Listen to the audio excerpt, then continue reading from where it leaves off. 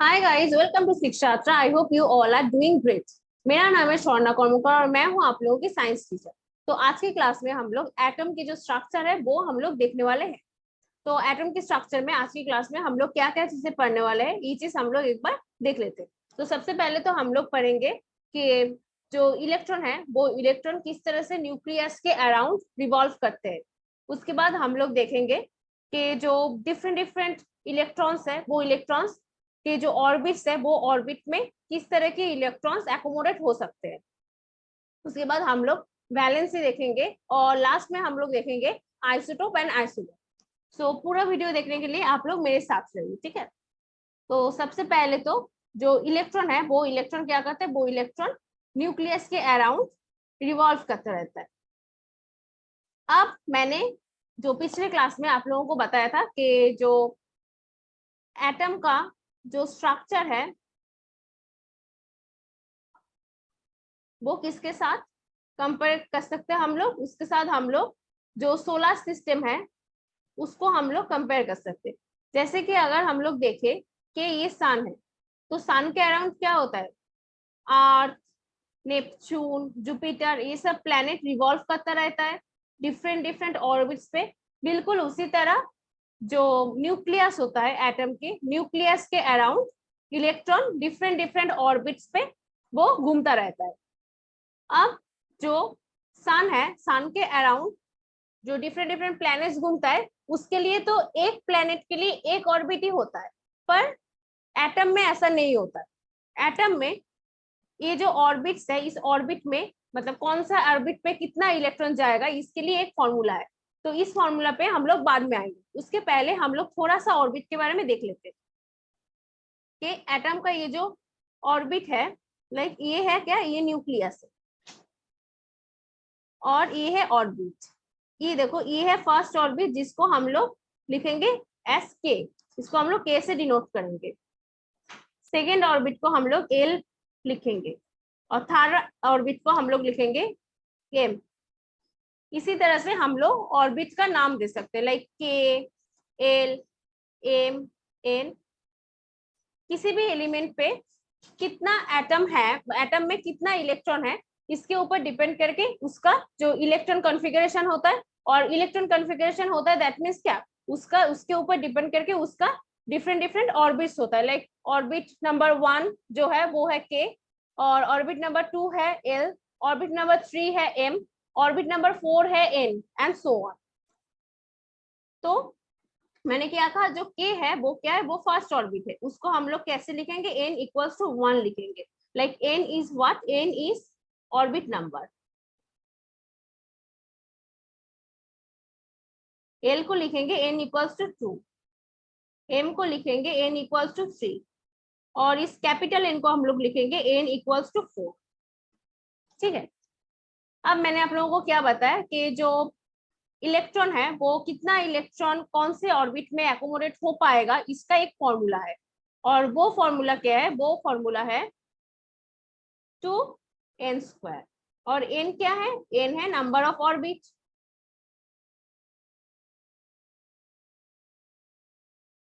अब देखो, अगर हम लोग बात करें के शेल के लिए और के ऑर्बिट के लिए, तो के ऑर्बिट मतलब फर्स्ट ऑर्बिट के इक्वल्स टू कितना होगा, के इक्वल्स टू 1 होगा, n इक्वल्स टू 1 होगा। ठीक है। तो यहाँ पर देखो 2n² हुआ, 2 इंटू एन, एन की जगह हम लोग 1 लिख देंगे, n², तो 2। दैट मीन्स जो पहला जो ऑर्बिट है दैट मीन्स के ऑर्बिट, के ऑर्बिट पे 2 इलेक्ट्रॉन आ सकते हैं, 2 इलेक्ट्रॉन एकोमोडेट हो पाएगा। और अब हम लोग देख लेते हैं एल ऑर्बिट। एल ऑर्बिट में 2n² अगर करें तो यहाँ पर क्या हो जाएगा, 2 हो जाएगा n²। एल मतलब क्या, एल मतलब n इक्वल्स टू 2, सो यहाँ पे 2 लिख देंगे, n की जगह पे उसका स्क्वायर कर देंगे। तो एल ऑर्बिट पे 2 इंटू 4 इक्वल्स टू 8। तो 8 number of electron L orbit पे एकोमोडेट हो सकता है। 1 2 3 4 5 6 7 8। ठीक है। उसके बाद हम लोग देख लेते हैं एम के बारे में। तो यहाँ पर भी 2n² हो जाएगा, और 2 इंटू n की जगह क्या होगा, n की जगह 3 होगा, 3² अगर करेंगे तो होगा 2 into 9 equals to 18। That means m orbit पे टोटल 18 इलेक्ट्रॉन्स एकोमोडेट हो पाएंगे। अब एक लिमिटेशन है, जैसे कि जो maximum number of electron in outermost orbit can be 8 और लेस देन 8।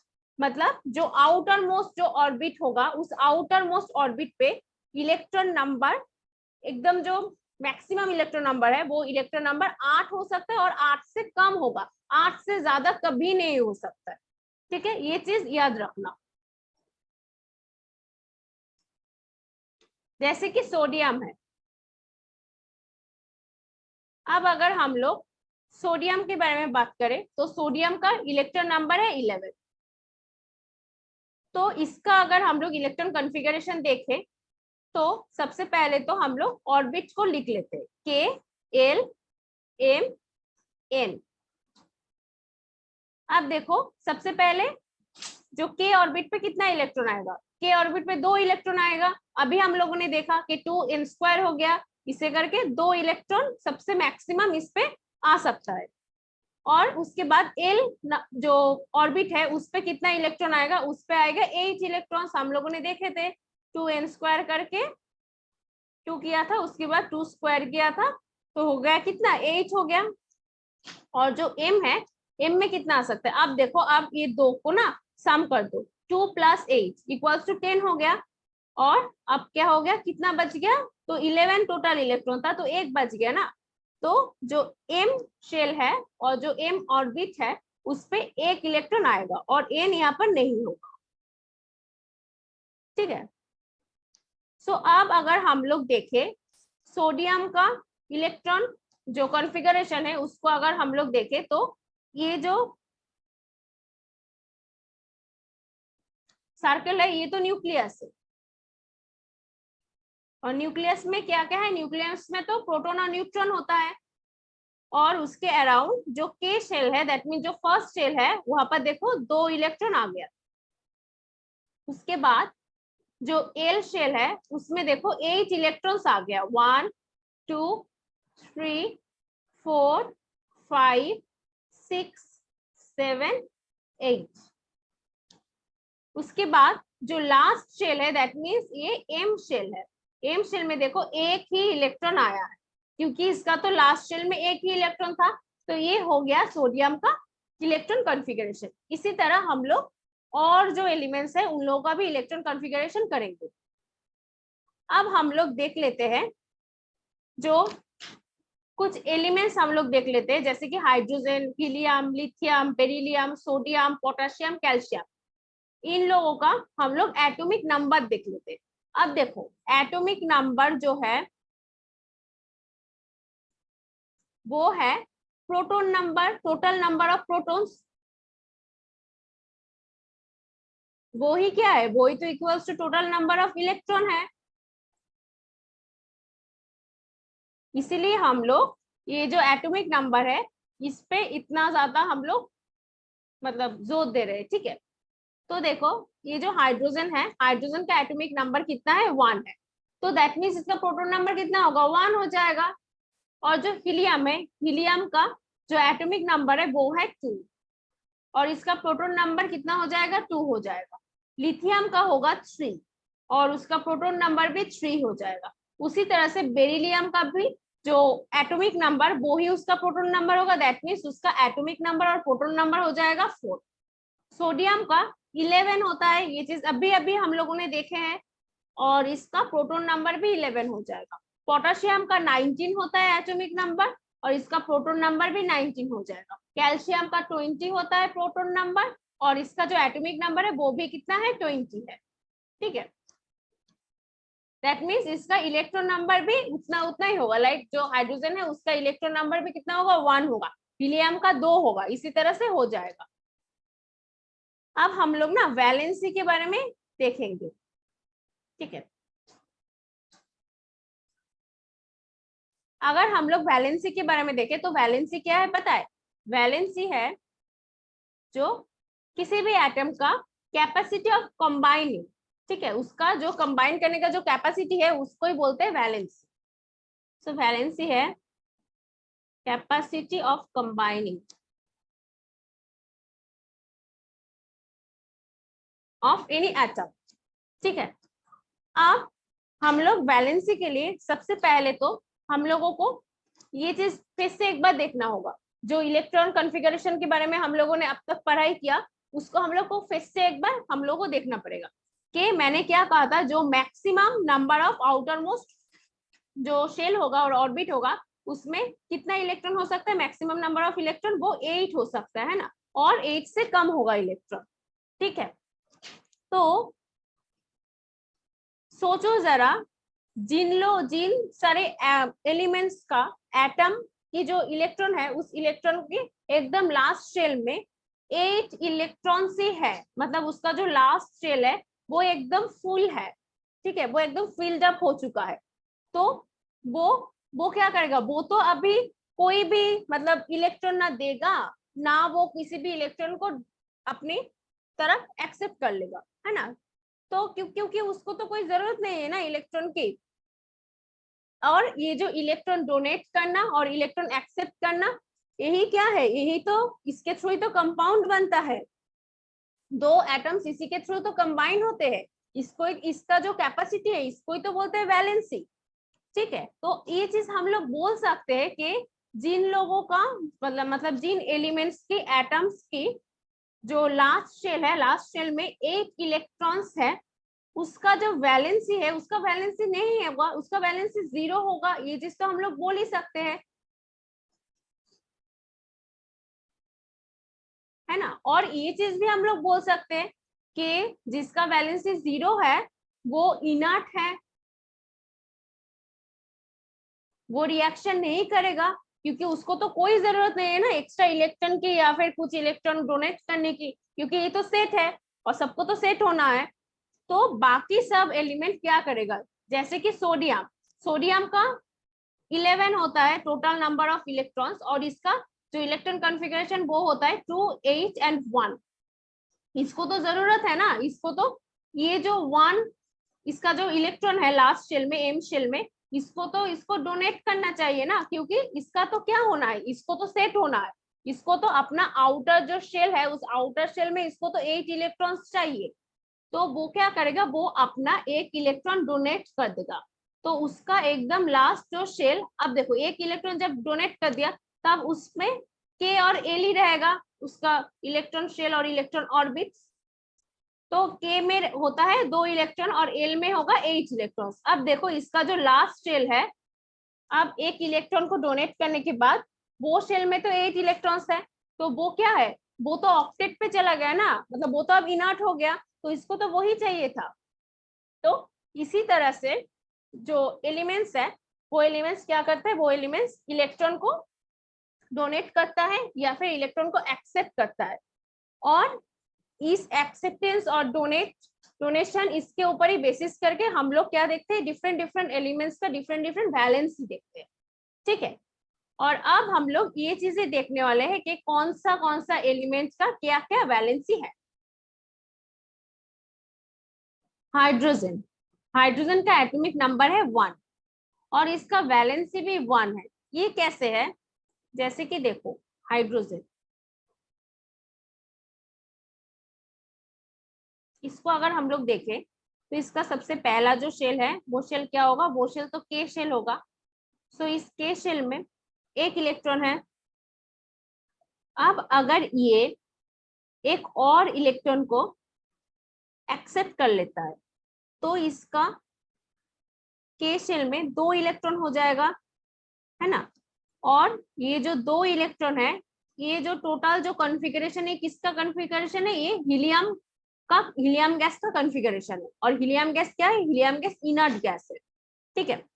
तो ये तो इनर्ट स्टेट पे चला गया। नेक्स्ट हीलियम, हीलियम तो मैंने बता ही दिया कि ये खुद ही एक इनर्ट गैस है। क्यों है, क्योंकि इसका जो के शेल है, के शेल में 2 इलेक्ट्रॉन है, तो इसको तो कोई जरूरत ही नहीं है ना और इलेक्ट्रॉन लाने की या फिर कोई भी इलेक्ट्रॉन को उसको डोनेट करने की कोई जरूरत नहीं है। उसके बाद बेरिलियम, बेरिलियम में 4 इलेक्ट्रॉन है। तो बेरिलियम में क्या हो जाएगा, इसका के जो शेल है उस शेल में 2 इलेक्ट्रॉन होगा, और उसके बाद उसका जो एल शेल है वहां पर भी 2 इलेक्ट्रॉन होगा। अब अगर ये 2 इलेक्ट्रॉन को डोनेट कर दे तो इसका कॉन्फ़िगरेशन भी हीलियम जैसा हो जाएगा, इनर्ट गैस की तरह।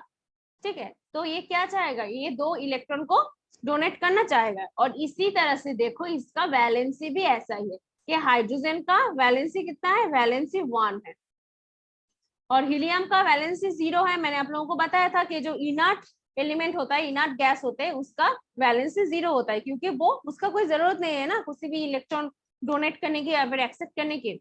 और लिथियम का वैलेंसी होगा 1। अब लिथियम का कैसे 1 होता है, लिथियम का भी सेम होगा, जैसे कि के पे कितना होगा, 2 होगा, और एल पे कितना होगा, एल पे इसका 1 होगा। अब ये जो 1 है, ये अगर इसको डोनेट कर दे इस इलेक्ट्रॉन को, तो ये भी हीलियम गैस की तरह इसका कॉन्फ़िगरेशन हो जाएगा। तो इसका जो वैलेंसी है वो 1 है। इसी तरह से बेरिलियम का 2 है, बोरोन का इसी तरह से कितना है, 3 है। ठीक है, कार्बन का 4 है, और जो नाइट्रोजन है, नाइट्रोजन का है 3, ऑक्सीजन का 2, फ्लोरीन का है 1। फ्लोरीन का जो एटॉमिक नंबर है वो है 9। तो हम लोग एक बार फ्लोरीन को करके देखते हैं। के शेल में आएगा 2, और जो एल शेल है वहां पर आएगा 8, और एम पे आएगा, एक मिनट, ये 8 नहीं होगा, एल पे आएगा, कितना आएगा एल शेल पे, एल में हो जाएगा 7, तभी तो ये 9 होगा, है ना। और अगर ये 8 होता, यहाँ पर 1 हो जाता, तब किसका कॉन्फ़िगरेशन होता, तब तो सोडियम का कॉन्फ़िगरेशन हो जाता। तो अब ये क्या कर सकता है, ये जो फ्लोरीन है इसके लिए क्या आसानी होगा, एक इलेक्ट्रॉन को एक्सेप्ट करना, है ना। सो ये क्या करेगा, ये एक इलेक्ट्रॉन को एक्सेप्ट कर लेगा, इसीलिए इसका जो वैलेंसी है वो है 1। अब फास्फोरस का देखो, फास्फोरस का ना 2 वैलेंसी हो सकता है। लाइक कुछ एलिमेंट्स ऐसा भी होते हैं जिसका वैलेंसी जो है वो वैलेंसी 1 से ज्यादा होते हैं, जैसे कि फास्फोरस। तो फास्फोरस में एक तो इसका वैलेंसी 5 हो सकता है, एक इसका वैलेंसी 3 हो सकता है। ये कैसे हुआ, ये चीज हम लोग देखते हैं।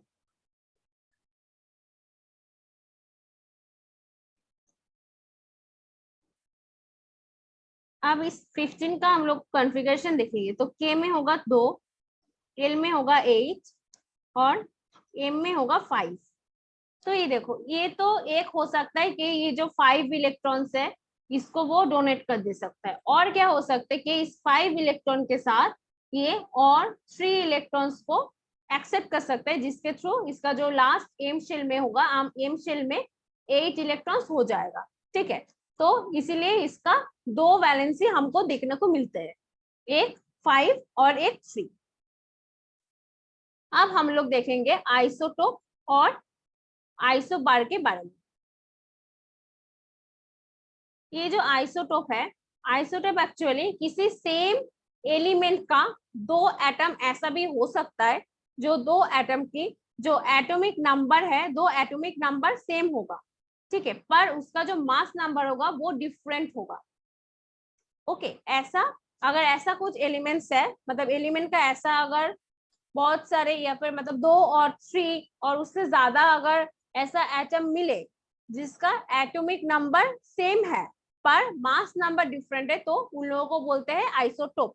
जैसे कि हाइड्रोजन का 3 आइसोटोप नेचर में मिलता है। एक है प्रोटियम, प्रोटियम को हम लोग लिखते हैं H, और देखो इसका जो एटॉमिक नंबर है वो है 1, और इसका जो मास नंबर है वो है 1। अब देखो ड्यूटेरियम को, ड्यूटेरियम का जो एटॉमिक नंबर है वो तो सेम ही होगा प्रोटियम की तरह, वो होगा 1, और इसका जो मास नंबर है वो है 2। अब देखो मास नंबर पे हमको डिफरेंस मिल रहा है। अब देखो ट्रिटियम, ट्रिटियम में इसका जो एटॉमिक नंबर है वो फिर से 1 ही होगा क्योंकि एटॉमिक नंबर सेम रहता है, पर इसका जो मास नंबर है वो देखो वो 3 है। ठीक है। तो यहाँ पर मास नंबर में डिफरेंस हम लोगों को मिल रहा है। एक का जो प्रोटियम है उसका मास नंबर है 1, और जो ड्यूटेरियम है उसका मास नंबर है 2, और जो ट्रिटियम है उसका मास नंबर है 3। ठीक है, तो इसको हम लोग क्या बोलते हैं, इसको हम लोग आइसोटोप बोलते हैं। और नेक्स्ट हम लोग देख लेते हैं कार्बन की बारे में। कार्बन का भी 2 आइसोटोप नेचर में मिलता है। एक है C612, दैट मीन्स इसका जो एटॉमिक नंबर है वो है 6, पर इसका जो मास नंबर है वो है 12। और दूसरे वाले का जो कार्बन है, उस कार्बन का एटॉमिक नंबर तो 6 ही होगा, पर उसका मास नंबर देखो 14 है। नेक्स्ट क्लोरीन का भी ऐसा ही आइसोटोप नेचर में मिलता है। 2 आइसोटोप मिलता है। एक होता है Cl, जिसका क्लोरीन का एटॉमिक नंबर होगा 17 पर मास नंबर होगा 37, और एक क्लोरीन जिसका एटॉमिक नंबर होगा 17 पर उसका मास नंबर होगा 35। ठीक है, तो ऐसे करके क्या मिलता है हम लोगों को, डिफरेंट डिफरेंट आइसोटोप के एग्जांपल नेचर में मिलते हैं, और ये एग्जांपल्स हम लोगों ने देख लिया। अब देखो, आप थोड़ा सा सोचो कि अगर हम लोग बोले कि इस क्लोरीन का मास कितना है, उसका एटॉमिक मास कितना है, तो ऐसा भी तो ऐसा होगा ना, जिस क्लोरीन, मतलब जिस क्लोरीन को हम लोग ऐसे लिख रहे हैं, जिस आइसोटोप का 37 मास नंबर है, तो हम लोग बोल सकते हैं उसका जो एटॉमिक मास है वो 37U है। और जो क्लोरीन का मास नंबर 35 है, हम लोग बोल सकते हैं कि उसका जो मास है वो 35U होगा। पर ऐसा क्या हो सकता है? लाइक कुछ स्टैंडर्ड ही तो नहीं है ना। तो हम लोगों को जब बाद में बहुत कॉम्प्लेक्स कैलकुलेशन करना पड़ेगा, तो हम लोग कौन सा मास ले क्लोरीन का? तो ये तो बहुत बड़ी दिक्कत हो गई। तो क्या होगा इसका सॉल्यूशन के ऐसा, मतलब किसी भी एलिमेंट का बहुत सारा एटम होगा, है ना, वो नेचर में जितना सारा एटम मिलेगा ना, वो सारा एटम का एवरेज मास हम लोग लेंगे। ठीक है, उस सारा एटम का एवरेज मास को हम लोग बोलेंगे क्या? हम लोग बोलेंगे मास ऑफ एटम। ओके, अब हम लोग देख लेते हैं एक चीज कि ये चीज हम लोग कैसे कैलकुलेशन करें। लाइक अगर क्लोरीन का ही एग्जांपल ले, तो मैंने क्या बताया कि क्लोरीन का एक तो होता है 37U होगा, और एक जो आइसोटोप है उसका जो मास होगा, उसका मास होगा 35U। ओके, अब पता है ये जो क्लोरीन का 2 आइसोटोप है ना, ये 2 आइसोटोप नेचर में 3:1 के रेशियो में मिलता है। ये जो 3 जो पार्ट है, इस रेशियो का 3 पार्ट मिलता है 35U वाले क्लोरीन का। ठीक है, और ये जो 1 वाला है ये है 37U वाले क्लोरीन का। ठीक है, अब हम लोग इसी तरह से इसको कैलकुलेशन करेंगे। तो जो 35U वाला जो क्लोरीन है वो 3 पार्ट में रहता है, और 37U वाला जो क्लोरीन है वो 1 पार्ट में रहता है। तो इसको हम लोग तो ऐसे लिख ही सकते हैं 35 इंटू 75/100 प्लस 37 इंटू 25/100। तो इसको अगर हम लोग कैलकुलेशन करें ना, तो हमें मिलेगा 35.5। ओके, और ये क्या है? यही है क्लोरीन का मास। अब ये चीज कभी मत सोचना कि जो कोई भी क्लोरीन आप लोग, मतलब किसी भी क्लोरीन एटम का जो मास है वो फ्रैक्शन में होगा। वो एक्चुअल में फ्रैक्शन में नहीं है। इसका मतलब क्या डिनोट करता है कि अगर आप लोग कुछ भी सर्टेन अमाउंट ऑफ क्लोरीन लो, उस क्लोरीन में बोथ आइसोटोप भी प्रेजेंट होगा। लाइक 37U वाला आइसोटोप भी होगा और 35U वाला आइसोटोप भी उसमें प्रेजेंट होगा। ठीक है, नेक्स्ट हम लोग देखने वाले हैं आइसोबार के बारे में। अब आइसोबार क्या है? आइसोबार है कि सोचो के 2 एलिमेंट है, जैसे कि आर्गन और कैल्शियम। इस आर्गन का एटॉमिक नंबर है 18, और जो कैल्शियम है, कैल्शियम का एटॉमिक नंबर है 20। अब पता है इन दोनों का एटॉमिक नंबर तो डिफरेंस है, पर इन दोनों का ना mass number same to same है। जैसे कि मास नंबर है, जो आर्गन है उसका मास नंबर है 40, और जो कैल्शियम है उसका भी मास नंबर है 40। तो हम लोग ऐसा बोल सकते हैं कि ये दोनों आइसोबार है। तो आइसोबार में हमें क्या चीजें मिलेगी? आइसोबार में हमें सबसे पहले तो जो एटॉमिक नंबर है वो इक्वल मिलेगा, है ना। एटॉमिक नंबर तो इक्वल मिलेगा, पर जो मास नंबर है वो इक्वल नहीं है। ठीक है, अब हम लोग लास्ट में जो एप्लीकेशन ऑफ आइसोटोप है वो थोड़ा सा देख लेते हैं कि एप्लीकेशन ऑफ आइसोटोप क्या क्या हो सकता है। जो कोबाल्ट के आइसोटोप है ना, वो कैंसर के ट्रीटमेंट के लिए हेल्प करता है, यूज होता है। और जो आयोडीन का आइसोटोप है वो गॉइटर ट्रीटमेंट के लिए यूज होता है। और यूरेनियम का जो आइसोटोप है वो एज अ फ्यूल यूज होता है, like as a nuclear reactor वो यूज होता है। ठीक है, ये सब है जो एप्लीकेशन ऑफ आइसोटोप्स। अब हम लोग देख लेते हैं कि आज की क्लास में हम लोगों ने क्या क्या चीजें पढ़ाई किया। तो आज की क्लास में सबसे पहले तो हम लोगों ने देखा कि ये जो इलेक्ट्रॉन है, इलेक्ट्रॉन कैसे न्यूक्लियस के अराउंड घूमता रहता है, उसका क्या डिफरेंट डिफरेंट ऑर्बिट्स होता है। ठीक है, और उस ऑर्बिट को, ऑर्बिट में कितना इलेक्ट्रॉन जाएगा, मैक्सिमम नंबर ऑफ कितना इलेक्ट्रॉन एकोमोडेट हो सकता है, ये एक फॉर्मूला के थ्रू हम लोगों ने देख लिया। और वो फॉर्मूला क्या है, 2n²। एन का जो एन जो है वो है ऑर्बिट नंबर, जैसे कि के शेल पे एन होगा कितना, एन होगा 1। और जो एल शेल है उस पे एन होगा 2, और एम जो शेल है उस पे एन होगा 3। ठीक है, उसके तरह हम लोगों ने और एक चीज देख लिया कि एक लिमिटेशन टाइप है कि जो मैक्सिमम नंबर ऑफ इलेक्ट्रॉन हो सकता है जो आउटर शेल में, वो हमेशा 8 ही होगा, 8 होगा या फिर 8 से कम होगा, 8 से कभी भी ज्यादा नहीं हो सकता है। और अगर 8 होगा तो वो क्या होगा, तो वो इनर्ट गैस हो जाएगा और इनर्ट एलिमेंट हो जाएगा। ठीक है, उसके बाद हम लोगों ने सोडियम का कॉन्फ़िगरेशन देखा, और हम लोगों ने कुछ एलिमेंट है जो उस एलिमेंट का हम लोगों ने एटॉमिक नंबर और प्रोटॉन नंबर और इलेक्ट्रॉन नंबर भी देख लिए थे। और उसके साथ हम लोगों ने देख लिया कि वैलेंसी क्या होता है। वैलेंसी होता है capacity of combining of an atom.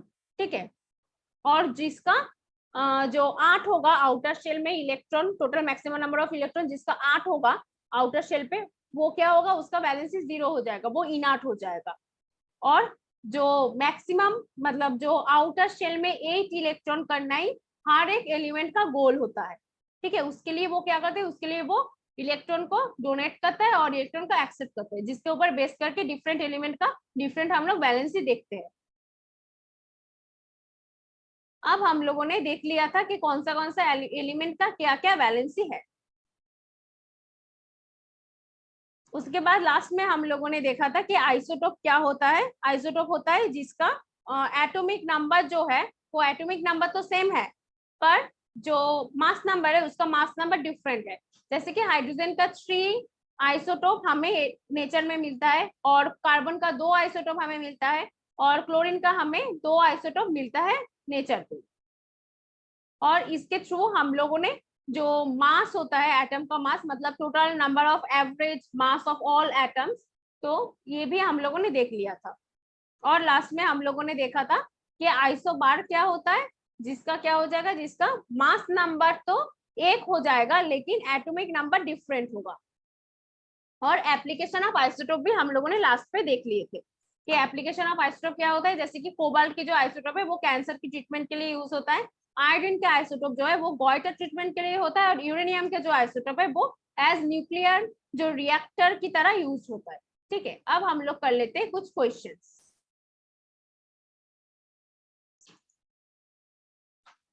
Number of valence electron in Cl- ion. अब इस क्वेश्चन के थ्रू ही हमें एक चीज पता चला कि ये वैलेंस इलेक्ट्रॉन क्या होता है। वैलेंस इलेक्ट्रॉन होता है आउटर मोस्ट शेल पे जितना इलेक्ट्रॉन है उतना ही इलेक्ट्रॉन को हम लोग वैलेंस इलेक्ट्रॉन बोल देते हैं। अब देखो, अगर हम लोग क्लोरीन एटम ले तो क्लोरीन एटम में कितना इलेक्ट्रॉन होगा, टोटल 17 नंबर ऑफ इलेक्ट्रॉन होता है। तो इसको अगर हम लोग इलेक्ट्रॉन कॉन्फ़िगरेशन करें तो 2, 8 और 7 हो जाएगा। ठीक है, अब ये जो 7 है ये क्या है, ये जो क्लोरीन एटम है, क्लोरीन एटम के वैलेंस इलेक्ट्रॉन है। अब देखो हम लोगों का जो क्वेश्चन है उस क्वेश्चन में लिखा गया है Cl-, दैट मींस माइनस होगा, मतलब इस पे तो एक इलेक्ट्रॉन आने वाला है, तो एक इलेक्ट्रॉन हम लोग क्या करेंगे, ऐड कर देंगे। तो इसका जो वैलेंस जो इलेक्ट्रॉन नंबर है वो कितना हो जाएगा, वो 8 हो जाएगा। ठीक है, अब देखो अब ये क्या कर दिया, ये ऑक्टेट फॉर्म कर दिया, अब ये इनएक्टिव पोजीशन पे चला गया, तो हम लोगों का जो आंसर है वो होगा ये। अब देखो isotopes have same atomic number but different mass number. ठीक है, क्या ये चीज सही है, ट्रू है या फॉल्स है? तो ये चीज तो क्या है, ये चीज तो सही है, जो आइसोटोप्स है उसका सेम एटॉमिक नंबर होता है पर मास नंबर डिफरेंट होता है, तो इसको हम लोग ट्रू लिख देते हैं। अब आप लोग एक क्वेश्चन का जवाब आप कमेंट बॉक्स में बताओगे, आप लोग दोगे एग्जांपल्स ऑफ 3 आइसोटोप्स।